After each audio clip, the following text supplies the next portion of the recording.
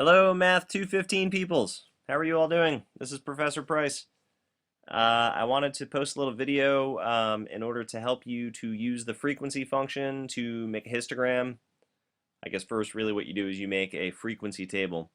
So I've got my net sales ranges all set up. And I've got this dummy column that we talked about in class called bin.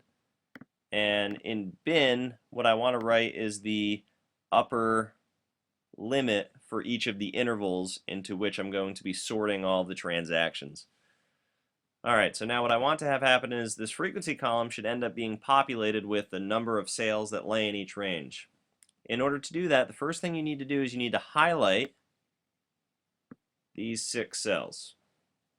Now with those cells highlighted, you want to click on the formula bar and start typing the formula equals frequency. Spelling it right would be a bonus. Alright, now the frequency function is going to take in first a data array. So the data array I want is all of these net sales.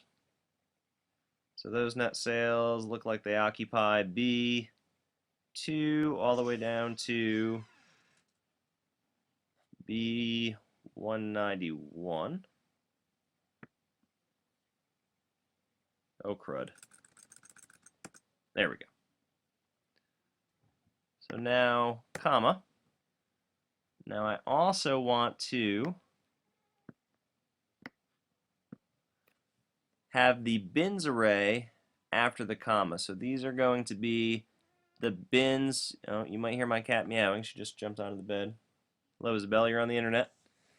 Okay, so the bins are the upper limits of those intervals. I want I4 to I9. Now here's where the magic happens. What I need to do now is hold down Control, then Shift, then hit Enter. So Control, Shift, and Enter. I can't draw a picture of that happening, but I need to do that in order to have all of these cells be populated. Alright, now once that's happened, I want to make a histogram. To do that, I'm going to highlight the entire table. And I'm going to click up at the top here on Insert. And I'm going to insert a chart. I'd like a column chart. And I'm going to choose the first type here. It's called clustered column, I guess. Now we saw in class that there are too many bars here.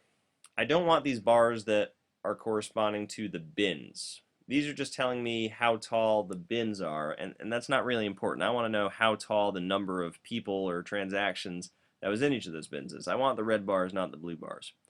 So in order to get rid of the blue bars, I need to, let's see, I'm going to right-click on this. So when I right-click on the chart, I have the option to select data. I'm going to click that. Alright, now I am going to select the series called bin, and I'm going to get rid of it. So it's kind of already done for me. It's like they knew what I wanted. So I'm going to remove the bin and hit OK. Alright, so these are the bars that I want. However, histogram, the bars should be smushed together.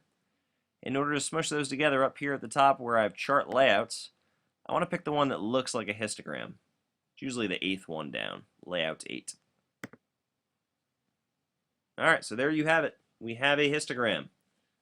I'll see you all in class tomorrow, and we will talk about how we're going to do this for the category age and what bins we're going to use. Have a good night. Thank you.